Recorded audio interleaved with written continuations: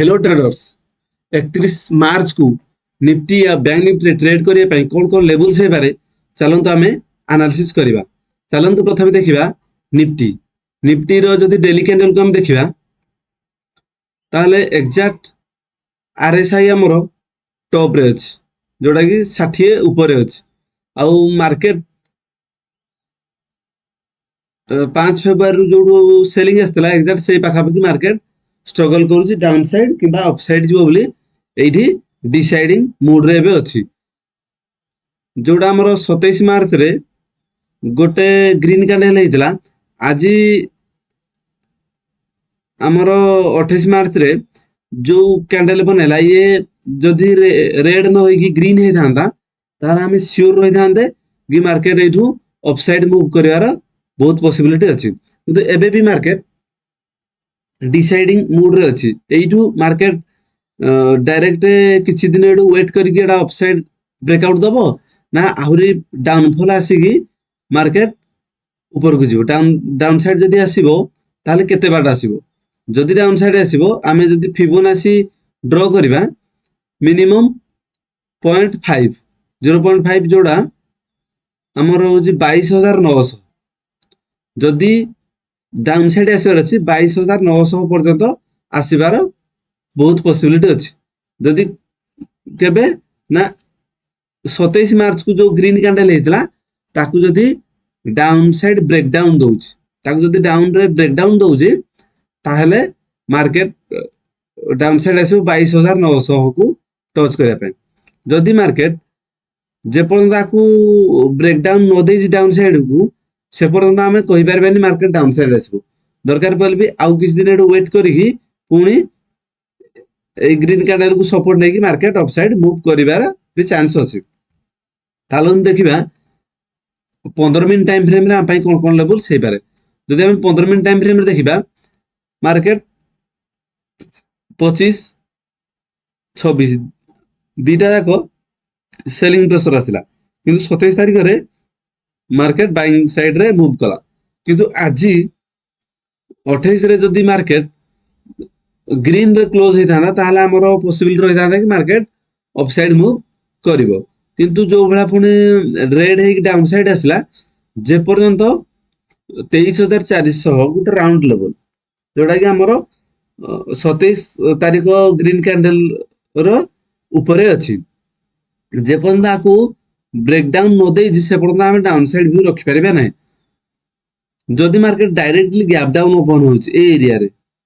23400 तळे directly gap down open होछि ताहले हमर व्यू डाउन साइड रहइबो आ हमर से स्लो एंड स्टडी मार्केट 22900 को टच करे पई से टारगेट करिवो जदि डायरेक्टली गैप डाउन ओपन होछि जोटा कि 23400 तळे मार्केट एबे क्लोज देछि कोठी 23450 जदि 23400 तळे जदि गैप डाउन ए एरिया रे ओपन होछि डायरेक्टली ताले मार्केट डाउन साइड आसीबो आ डाउन साइड रे हमरो 22900 को टारगेट करिवो जदि मार्केट बहुत बड़ गैप अप ओपन होछि ए एरिया रे ओपन होछि जदि ए एरिया रे ओपन होछि ताले मार्केट बहुत वोलेटाइल हे जिवो कारण आज रेड अछि अपसाइड रु सेलिंग प्रेशर आसीबो ना पुनी बाइंग हे कि जिवो सेटा ये जो कंफ्यूज एरिया टा हम भाई कंफ्यूज एरिया हो जिवो फिर भी जदि ए एरिया रे गैप अप ओपन होछि तो हमें सेल साइड को जदि किछि पैटर्न होछि सेल साइड को ट्राई करबा एरिया रे ओपन हेले भी मार्केट अपसाइड जाईगी 23800 को टच करिकी पुणी डाउन साइड आसीबार पॉसिबिलिटी अछि एरिया हम पई कंफ्यूज एरिया रे आ जदि ए ट्रायंगल पैटर्न भितरे होउची ताहले ट्रायंगल पैटर्न भितरे ही मार्केट घुरी बुलिबो हमकु छोटो छोटो पॉइंट कैप्चर करिया को पड़िबो आ जदि बहुत बड़ गैप डाउन ऊपर होची ताहले हम डायरेक्टली सेल साइड रे जाई परबा आ डायरेक्टली जदि गैप अप एते बड़ तो 23800 ऊपर एटा पॉसिबिलिटी नुह किंतु ए एरिया जदि ओपन होची ताहले ए जो पूरा आसवा ट्रेल लाइन हम पई सपोर्ट भलिया काम करिवो आउ 23800 हम पई रेजिस्टेंस भलिया काम करिवो यार भीतर हम छोट छोट पॉइंट नै कि काम करे किंतु ए एरिया हम पई वोलेटाइल बहुत रहइबो এই এরিয়াରେ ଟ୍ରେଡ୍ ନ କରିବା ପାଇଁ ବେଟର ହବ। ଚାଲନ୍ତୁ ଦେଖିବା ବ୍ୟାଙ୍କ ନିଫ୍ଟି। ବ୍ୟାଙ୍କ ନିଫ୍ଟିର ଯଦି ଡେଲି କ୍ୟାଣ୍ଡେଲକୁ ଆମେ ଦେଖିବା ତାହେଲେ ସେମ୍ ସିଚୁଏସନରେ ଅଛି। ଆମର 27 ମାର୍ଚ୍ଚକୁ ଯୋଉ ଗ୍ରୀନ୍ କ୍ୟାଣ୍ଡେଲ ହେଇଥିଲା ମାର୍କେଟ ତାକୁ ଏପର୍ଯ୍ୟନ୍ତ ବ୍ରେକଡାଉନ ଡାଉନ ସାଇଡରେ ଦେଇନି, କିନ୍ତୁ ସେଲିଂ ର ଆଜି ରେଡ୍ କ୍ୟାଣ୍ଡେଲ ନା ସେ ସେଲିଂ ର ଆକ୍ଟିଭିଟି ଦେଖେଇଛି। ଯଦି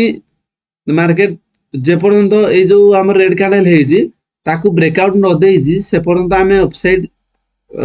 ଯାଇପାରିବାନି, କିମ୍ବା ଏଇ ଗ୍ରୀନ୍ କ୍ୟାଣ୍ଡେଲ କୁ ଡାଉନ ସାଇଡ୍ ଯେ ପର୍ଯ୍ୟନ୍ତ ବ୍ରେକଡାଉନ ନ ଦେଇଛି ସେ ପର୍ଯ୍ୟନ୍ତ ଏଗ୍ରେସିଭ ଡାଉନ ସାଇଡ୍ ଆମେ ଯାଇପାରିବାନି। କିନ୍ତୁ ଯଦି ଫ୍ଲାଟ୍ ଓପନ ହଉଛି ତାହେଲେ ইয়াରି ଭିତରେ ଯୋଉଟା କି 52,000 ଗୋଟେ ରାଉଣ୍ଡ ଲେବୁଲ ଆଉ ଡାଉନ ସାଇଡ୍ ରେ 51,000 ইয়াରି ଭିତରେ ମାର୍କେଟ ଘୁରି ବୁଲିବ। ଚାଲନ୍ତୁ ଦେଖିବା 15 ମିନିଟ୍ ଟାଇମ ଫ୍ରେମ ରେ ଆମ ପାଇଁ କୋନ ଲେବୁଲ ସେଟା। ଯଦି 15 ମିନିଟ୍ ଟାଇମ ଫ୍ରେମ ଦେଖିବା ମାର୍କେଟ ଏଇ ଗୋଟେ ରେଞ୍ଜ ଭିତରେ ରହିଗଲା, ଯୋଉଟା କି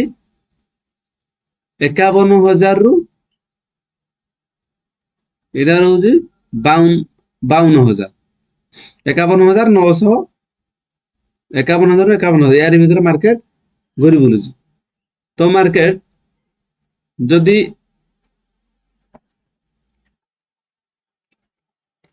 এই ফ্ল্যাট ওপন হଉଛି তাহলে ଆମ ପାଇଁ 51,000 ରହିବ ସପୋର୍ଟ ଆଉ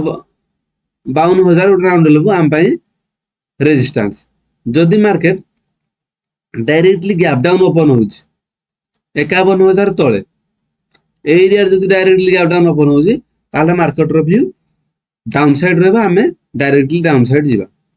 ଗ୍ୟାପ୍ ଡାଉନ ହେଲେ ଡାଇରେକ୍ଟଲି ଆମେ ଡାଉନ ସାଇଡ୍ ଯାଇପାରିବା 51,000 ତଳେ। এইଭଳି ନିଫ୍ଟି या ବ୍ୟାଙ୍କ ନିଫ୍ଟି ଟ୍ରେଡିଂ ଲେବୁଲ୍ସ ପାଇବା ପାଇଁ ଭିଡିଓକୁ ଲାଇକ୍ ଏବଂ ଚ୍ୟାନେଲକୁ ସବସ୍କ୍ରାଇବ କରନ୍ତୁ। Thank you.